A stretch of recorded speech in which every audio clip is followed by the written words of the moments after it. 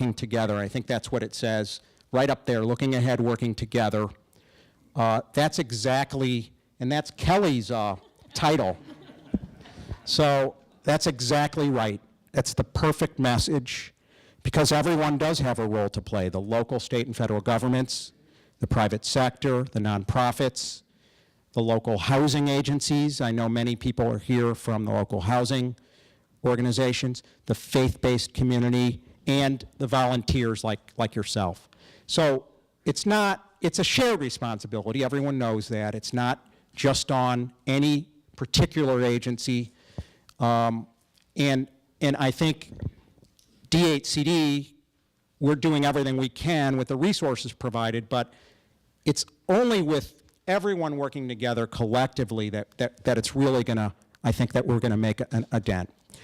So in closing, I just wanna say that I'm proud to live in a state that's chosen to help the most vulnerable families. I talked to you about what other states are doing, you know, and they don't have an extensive shelter system. They're not investing in affordable housing like we are. So I'm proud to be in a state that does that, and proud that, and honored to work at DHCD to see the level of volunteerism at the local level and grassroots initiative that is going on to help these families. And I know the families appreciate it as well. And you're just such a great example of that. And I'm also proud to work for a governor who's committed to doing everything we possibly can to provide more opportunities for low-income families. Each time I've gone to him with another request, he has really responded. And you know, I greatly appreciate that. As he said in his State of the Commonwealth address, we have work to do, and let's get to it. So let's do it together. Thank you very much for inviting me.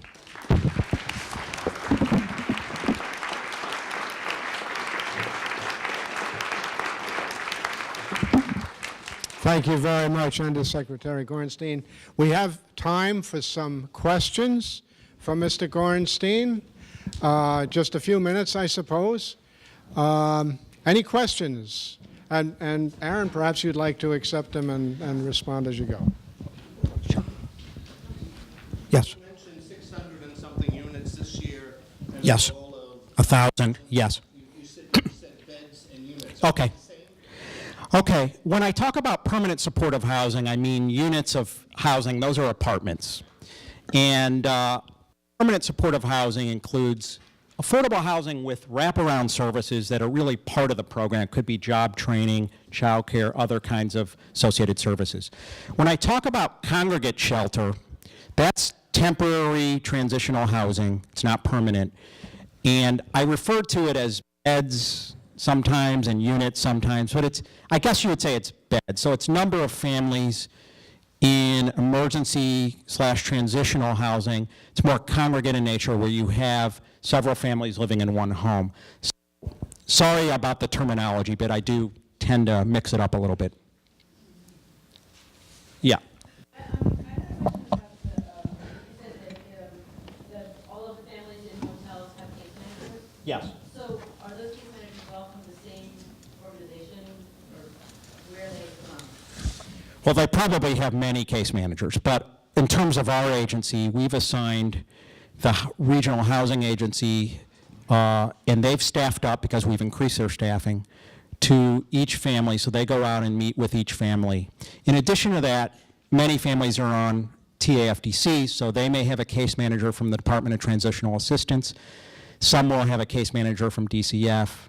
And then the Department of Public Health, which runs a program called For Families under our contract, they also go out and see the families. They're being touched by many different agencies, which could be confusing for the families, but to me, we're really trying to coordinate that better and send teams of people, so you really have case conferences once a month. We're really trying to implement that.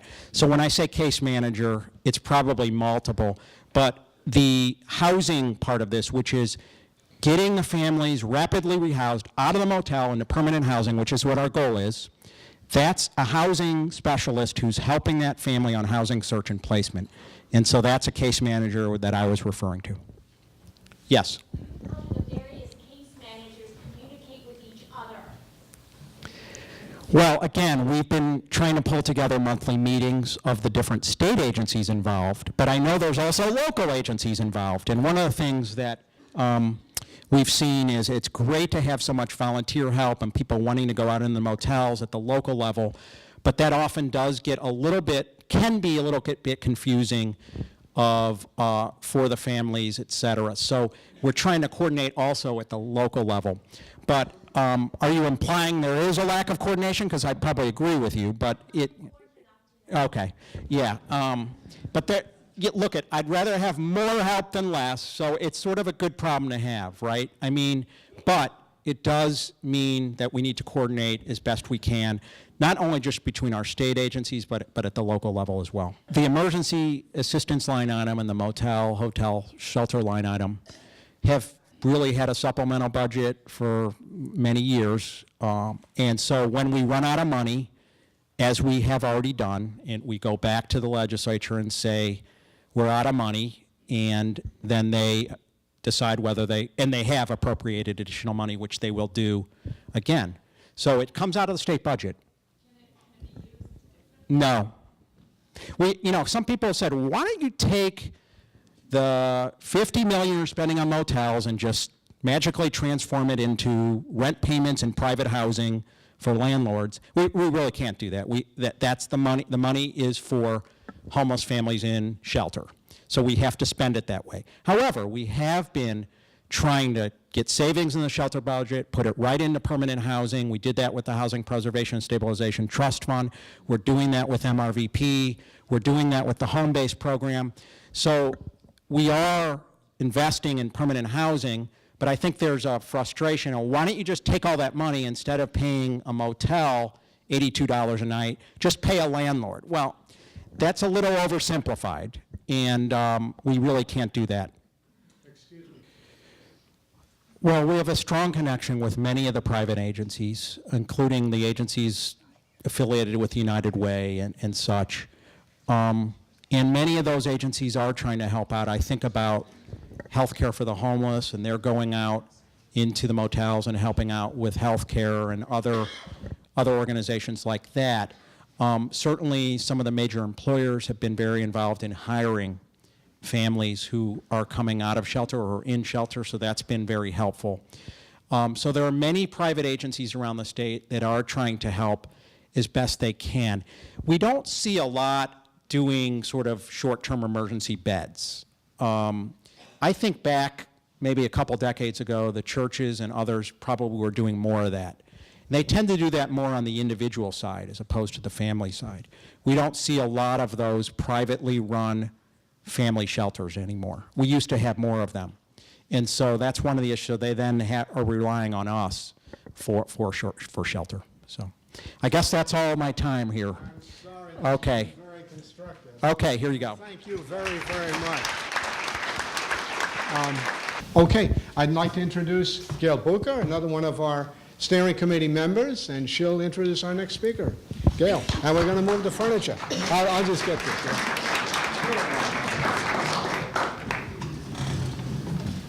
Stand up here so that you can use that down there. Yeah, okay, that'd be good. Yeah, thank you.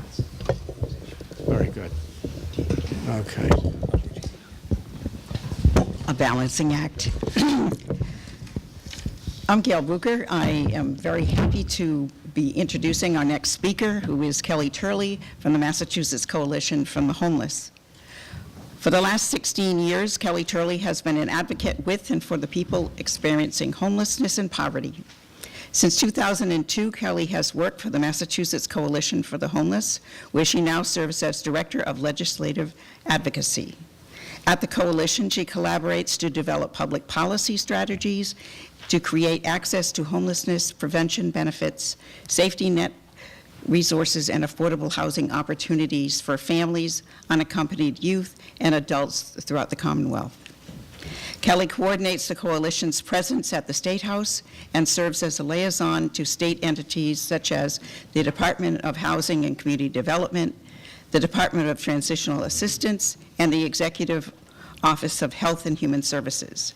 She mobilizes the Coalition's members and allies on the ground and online on a variety of issues, including successful campaigns to establish a special statewide commission on unaccompanied youth homelessness, preserve access to the state's emergency assistance family shelter program, and to create and expand the residential assistance for families in transition homelessness prevention program.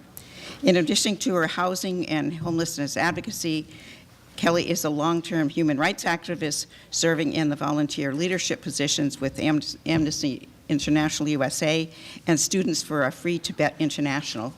She is a graduate of Siena College with a bachelor's degree and an MSW and Master of Arts from Boston College. The title of Kelly's presentation today is Looking Ahead, Working Together, a Holistic Response to the Commonwealth's Family Homelessness Crisis. Please welcome Kelly Turley. You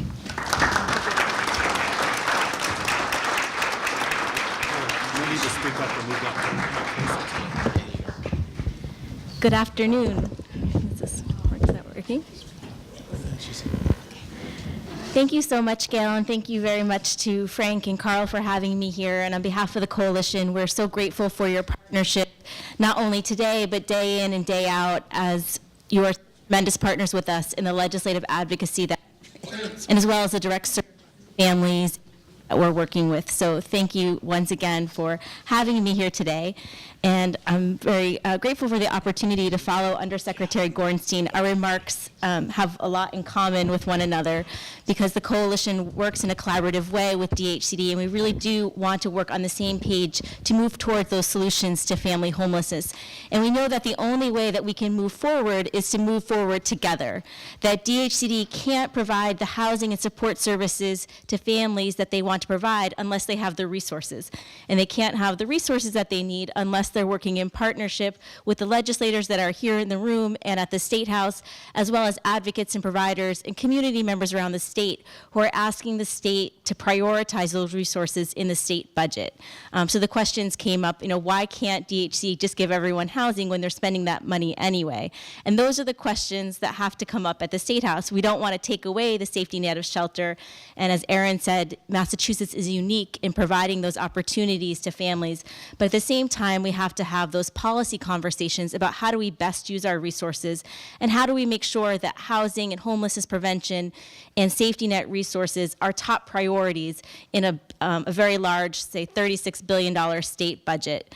So I wanted to talk a bit today about looking ahead and working together about the current context of family homelessness in the Commonwealth and what are some of the current policy priorities that the coalition is working on and how we can work together to make sure that those priorities are reflected in the final fiscal year 15 state budget. So as Aaron mentioned, right now, family homelessness is near record high in Massachusetts. As of Friday, there were 1,997 families staying in motels, and about 4,400 families, I believe, overall in the emergency assistance shelter system. We're not at an all-time high. As Aaron mentioned, some of the resources that DHCD has put on the ground are taking effect, so more and more families are able to exit shelter with home-based household assistance. There are families who've been able to move out with MRVP rental subsidies, families who've been prevented from experiencing homelessness in the first place with the infusion of funds from the RAFT program. And during the past fiscal year, DHCD saw 4,272 families enter the shelter system. So we're seeing that DHCD is being asked to serve a record number of families with limited resources. But we know that when we're looking at the emergency assistance program, that this is just part of the picture. DHCD statistics show that 53% of the families who apply for shelter are turned away. I'm going to say that again. 53% of the families with children who apply for shelter are turned away. And DHCD can legally turn families away because the eligibility criteria are so narrow. So there's families who are turned away because they lack verifications, which you can imagine if you're experiencing homelessness, you're fleeing domestic violence, that you may not have all the paperwork to prove your current state. Previous shelter use, if a family was in shelter within the past year, in general, they can't get back in. Aaron talked about a new policy where families who exit shelter with home-based household assistance will be able to come back in within 3 months. This is an important step forward so that families are able to embrace opportunities and not be afraid of being stuck with no place to go if that situation falls through. And then there's also concerns about families who haven't yet stayed in places not meant for human habitation. Under the current eligibility criteria, there's 4 categories: families who are fleeing domestic violence, fire, flood, natural disaster, certain evictions, and then a health and safety category. And for families who don't fall into the first 3 categories, families have to show that they either in an irregular housing situation that is a health and safety risk to their children, or that they've already stayed in a place not meant for human habitation, such as an emergency room or in a car, in a campground. And last year, or this year so far, about 362 families have stayed in places not meant for human habitation before being approved for shelter. That's from July till December. So we anticipate it'll be about 724 families over the course of a year who will only get shelter after they've stayed in a place not meant for human habitation. So we'll talk some more, but that's one of the campaigns that we've been working on. We also know that the number of families in shelter doesn't include other families who have not yet applied for shelter, families who are staying in doubled up situations. Families are doing everything that they can to avoid entering shelter to begin with. Families who are staying in alternative shelters. Aaron mentioned there's very few of them, but there's families who stay in domestic violence shelters, families who stay in community-based shelters, programs through faith-based communities. We know that those programs aren't to scale, but those families aren't reflected in these numbers. Thanks. Well, who are the families who are participating in the EA program? We know that each family has their own voice and their own story, and how they came to experience homelessness. But looking at it from a statistical perspective, we see that most of the families who enter the family shelter system, the biggest reason is that they are coming from an irregular housing situation. Oftentimes, this means that a family has bounced around to 2, 3, or 4 places in the course of a month, trying to find stability. And when that last situation falls through, that's when they apply for shelter through DHCD. This year, a number of families who are entering shelter because their home-based rental assistance has ended. Aaron talked about the home-based program helping families exit shelter or avoid entering shelter. But for the past 2 years, there was another component to home-based, which was an ongoing rental assistance subsidy. And between the start of this fiscal year and the end of June, 6,000 families will time out of that program. So according to DHCD's stats, about 14% of the families from the latest report that I saw were families who timed out of home base. Another big driver of family homelessness and who's entering shelter is domestic violence. About 12% of the families entering shelter are fleeing domestic violence, that they've lost their housing situation due to DV. And about 11% are families who have stayed in places not meant for human habitation. Length of stay in shelter, we see that once a family enters shelter, that families are staying about 8 months, and Aaron can give the more up-to-date statistics, but we know from working with families that sometimes it can be as long as 2 or 3 years. There was a mom who was hoping to join us today, but she joined us at the State House this week for our Legislative Action Day, and she's in a motel in Lexington, and she's been there for 16 months. She presented testimony at the State House, and she's authorized us to turn it into a blog entry. So we encourage you to take a look later this week at our blog for Anne Marie's story. But we know that Anne Marie's story is not unique, that there's many families who are staying for very long lengths of stay in motels, not due to something that DHCD has control over, but that we need more resources, that there's more housing resources, more answers for families like Anne Marie's. In terms of some of the exit strategies, Aaron's talked about being able to help families exit through the home-based household assistance and combining that this year with funds from the Housing Stabilization and Preservation Trust Fund. We know that, though, for some families, $6,000 simply isn't enough to exit shelter and to find affordable housing on the mainstream rental market. In order for a family to access shelter, for a family of 3, their income has to be below $1,897 a month. So when Aaron talked about what the average rents are, you can see that if that's your whole income, that you're not going to be able to pay that much for rent. Aaron also talked about families exiting shelter through the mass rental voucher program, the families who had been long-term stayers. 500 families this year have been selected to receive those long-term permanent housing subsidies through the MRVP program. And we know that these tenant-based subsidies are really critical to help families move back to their community of origin, to help families stay in the community where they were placed while they were in shelter, because now that's become their home community, or to move to their community of choice. So we really encourage the expansion of investments in MRVP. We also know that some families are able to exit shelter through public housing subsidies. So Aaron mentioned that, it depends when someone's name comes up. Maybe they applied before they enter shelter, or they're applying through a housing authority that has a shorter waiting list. But that's another exit strategy for some families, but not to scale. We need to have investments to bring the number of affordable housing units to the state public housing program up. Another exit strategy that Aaron mentioned is working with private developers who have subsidized units that aren't state public housing, but they're bringing them online as shelter units. And there's programs like the New Lease program that Aaron referred to. But we know that none of these programs are to the scale that's needed for the extent of families experiencing homelessness, and beyond that, for families who are experiencing housing instability, as well as elders, people with disabilities, unaccompanied youth. Every population in the state needs affordable housing. So today we're focusing on the family issue, but we know that there's a crisis for all populations here in the state. Similarly, we've talked today a bit about the need to combine not only housing resources, but we also need to have subsidized childcare, job training programs, GED, college, and other education resources in order to provide those wraparound resources to actually make sure that families can get ahead and stay ahead. We know that there's programs that are accessible to extremely low-income families, but the benefits don't match the needs.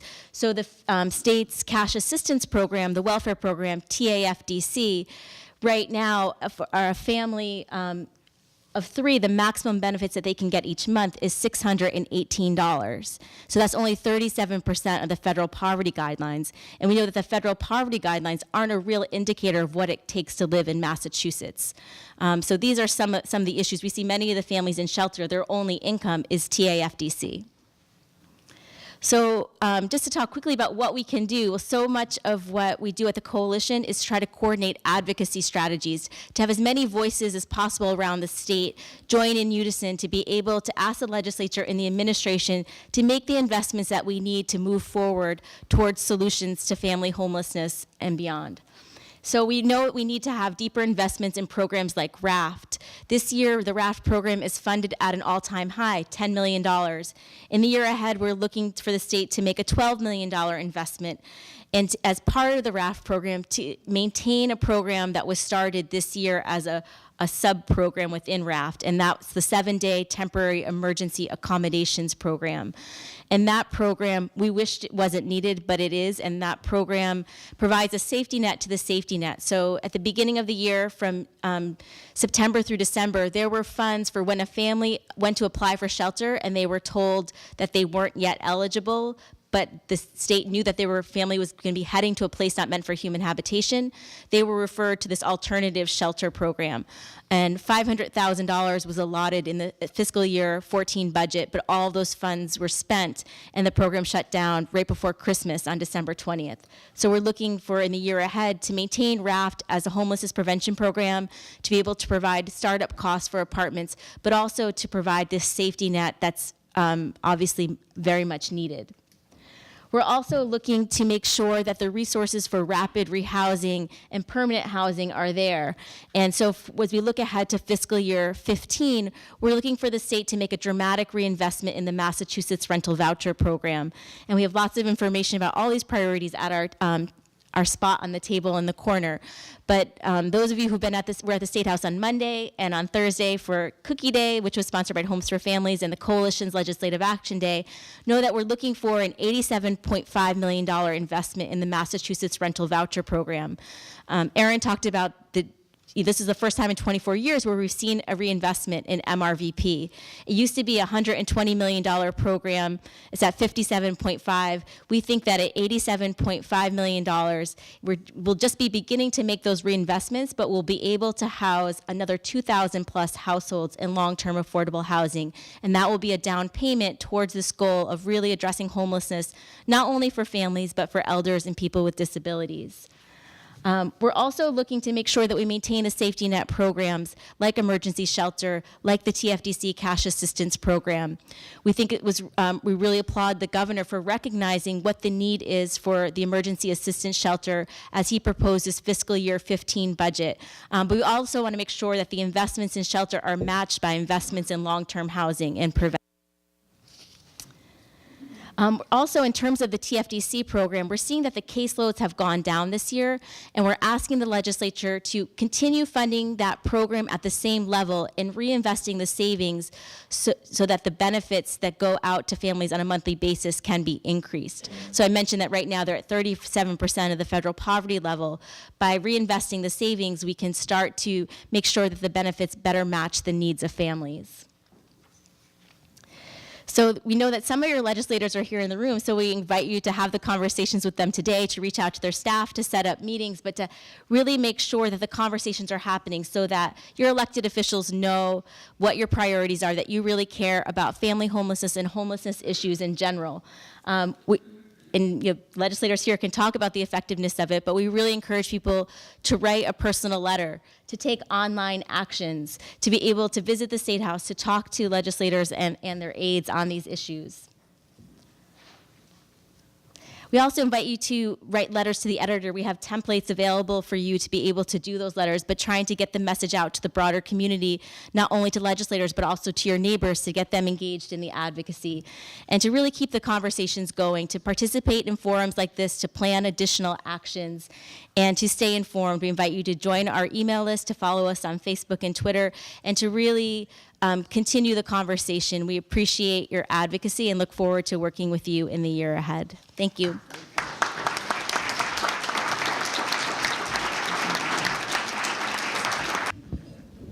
He's a graduate of Johns Hopkins and Boston College Law School, served as president of Public Interest Law Foundation for 2 years. Prior to his election as state rep, he worked as public interest attorney with the Merrimack Valley Legal Services in Lowell, providing free legal services to the poor and the elderly.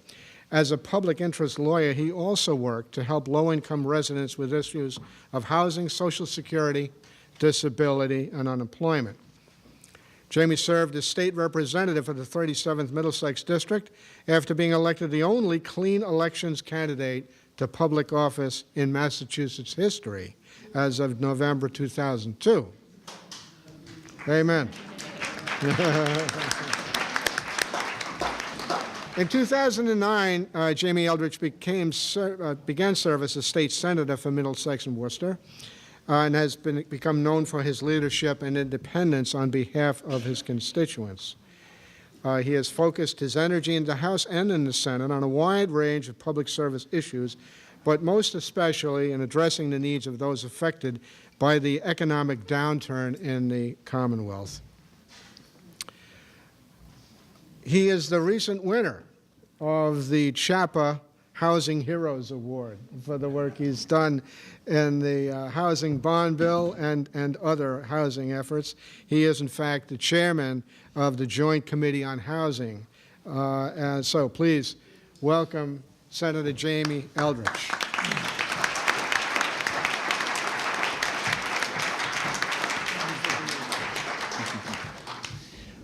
Well, good afternoon, everybody. It's great to be here as always, and I want to thank Frank and Carl for inviting me, and Kelly for organizing this event. And we had two tremendous breakfasts and events at the State House this week, as Kelly mentioned, the MRVP Cookie Day, in part to honor one of my colleagues, State Senator Stephen Brewer, the Senate Chair of the Senate Ways and Means Committee, for his advocacy and increasing the MRVP, which has really been tremendous. But quite honestly, the reason that has happened, in addition to many legislators being supportive, is everyone here advocating and reaching out to your legislators. So that really made a difference. And then we had an advocacy day for the Mass Coalition for the Homeless on Thursday morning that was very, very powerful. And I know a number of people here were at that event. Could everybody hear me okay? No. Okay. No, okay. Wow. All right. I don't know how much better I can do here. So Frank had mentioned that I serve as the Senate chair of the Joint Committee on Housing. So that's been something I've done for the past 4 years.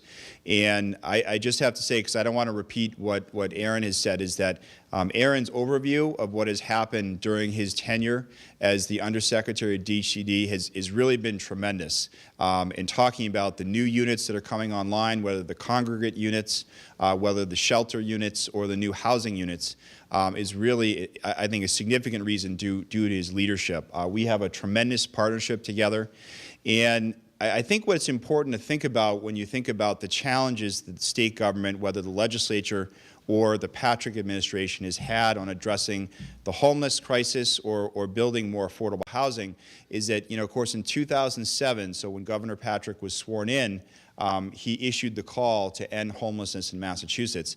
And I think what we've all learned, whether advocates, citizen activists, legislators, or the administration, is that, of course, ending homelessness and building affordable housing, especially in Massachusetts, being a home rule state, is very, very difficult. It's very, very difficult to get affordable housing built in each and every community. And I think that's very important to think about, is that part of the solution here is making sure that you are advocating with your local officials, including your local housing authorities, to build more affordable housing.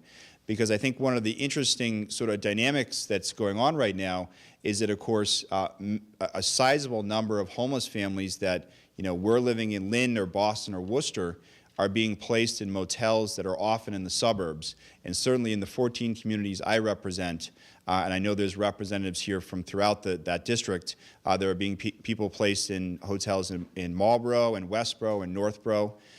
So it's something where suddenly communities that perhaps we're advocating for affordable housing programs, but now actually have homeless families in their communities, and having that conversation about, well, what is being done in our community to build more affordable housing.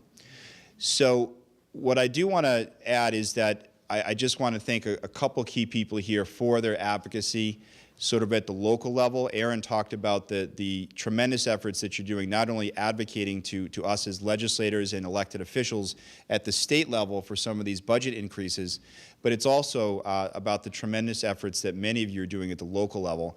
And I did want to recognize, is Dot Wurst here? Is Dot here? She's on vacation. Oh, she didn't tell me that. She's on her way. She's on her way. Okay. Okay, terrific. Well, I was just going to say I had the pleasure of driving Dot in on Thursday morning to the Advocacy Day for Mass Coalition for the Homeless.